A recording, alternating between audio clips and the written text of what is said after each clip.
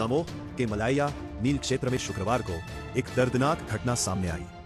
High school की परीक्षा देकर लौट रहे इमलाई निवासी 14 वर्षीय छात्र ऋषि अहिरवार पर ओजस्विनी संस्थान के बाहर अज्ञात युवक ने चाकू से हमला कर दिया।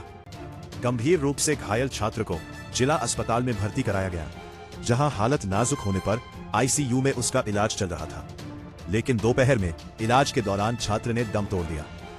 घटना की सूचना मिलते ही CSP HR Pandey, TI Manish Kumar और देहात थाना प्रभारी अमित गौतम पुलिस बल के साथ मौके पर पहुंचे और अस्पताल पहुंचकर मामले की जानकारी ली। पुलिस ने मामला दर्ज कर लिया है और आसपास लगे सीसीटीवी कैमरों के आधार पर आरोपी की तलाश शुरू कर दी गई है।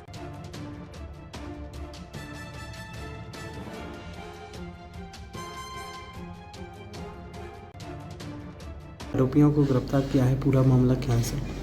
आज दोपहर से ये सूचना प्राप्त हुई थी। इसमें एक लड़के की स्कूल सेंटर के बाहर, एग्ज़ाम सेंटर के बाहर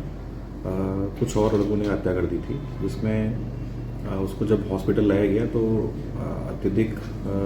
जो है वो रक्तस्राव की वजह से उसकी डेथ हो गई। इसके बाद जो हमारी टीम ने वहाँ की फुटेज देखी हैं और जो लड़के इसको हॉस्पिटल लेके आए थे मृतक को,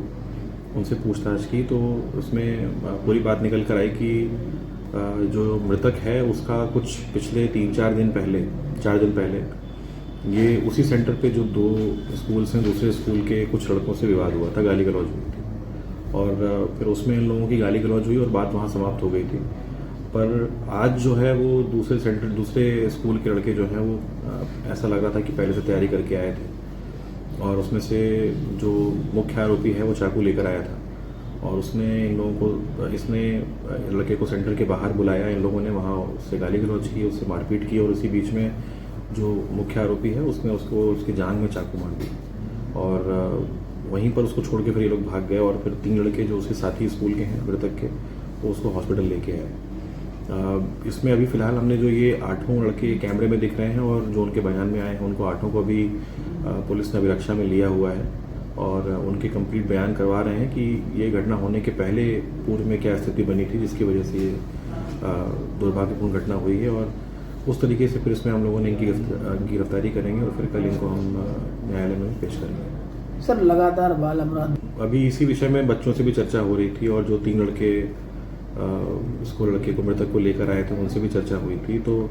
नो डाउट कि ये बहुत दुर्भाग्यपूर्ण स्थिति है जिसमें जो नई उम्र के लड़के हैं जो 13, 14, 15 साल से लेकर 18 के बीच के हैं, मोहल्लों में और छोटे छोटे जो क्षेत्र हैं, गांव और इस तरह के अंचलों में इन्होंने ऐसे लोगों को अपना आदर्श स्थापित कर लिया है सोशल मीडिया पर या फिर मोहल्ले में जो इस प्रकार के धौंस जमाने वाले लड़के हैं जो चाकू लेके घूमते हैं या लोगों से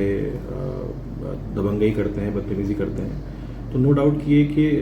एक सामाजिक रूप से एक प्रॉब्लम के रूप में ये उभर रही है और हमारे लिए भी बहुत बड़ा चैलेंज है कि इसको हम किस तरीके से टैकल करें, क्योंकि हम आमतौर पर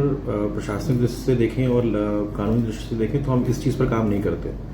हमारा फोकस होता है प्रिवेंशन पर और उसके बाद जो क्राइम हो जाता है उसके डिटेक्शन पर ये जो आज घटना हुई है इसके बाद मुझे ऐसा लगता है कि हमको इसके लिए अलग से प्लानिंग करने की ज़रूरत है और हम कम्प्लीटली लैक कर रहे हैं इस चीज़ में कि जो मोहल्ले स्तर पर जो नई उम्र के लड़के हैं उनसे हमारा संवाद नहीं है। उनके जीवन में कौन उनका आदर्श है, सोशल मीडिया पे किस प्रकार के लोगों को वो देख के अपना आदर्श बना रहे हैं, वो बहुत बड़ा क्वेश्चन है। तो नो डाउट कि ये हमारे लिए भी एक बहुत बड़ी सीख है कि हम जिस डायरेक्शन में जा रहे हैं पुलिसिंग को लेके उसको हमें एक बार रिव्यू करने की ज़रूरत है और नो डाउट कि इस पे हम आने वाले 3-4 दिनों में कोई विशेष रूप से कोई ना कोई प्लान बना के काम करना शुरू करेंगे, जिससे हम छोटे से छोटे मोहल्ले में जाके जो नई उम्र के लड़के लड़कियां हैं उनसे संवाद करें और उनसे इस चीज़ को हम समझा पाएँ उनको इस चीज़ को कि ये जो रास्ता वो चुन रहे हैं ये गलत है और आने वाले समय में अगर इस तरीके से वो चलते रहे तो उनके साथ बहुत विधि विरुद्ध घटनाएं हो सकती हैं। तो नो डाउट इस पर हम काम करेंगे।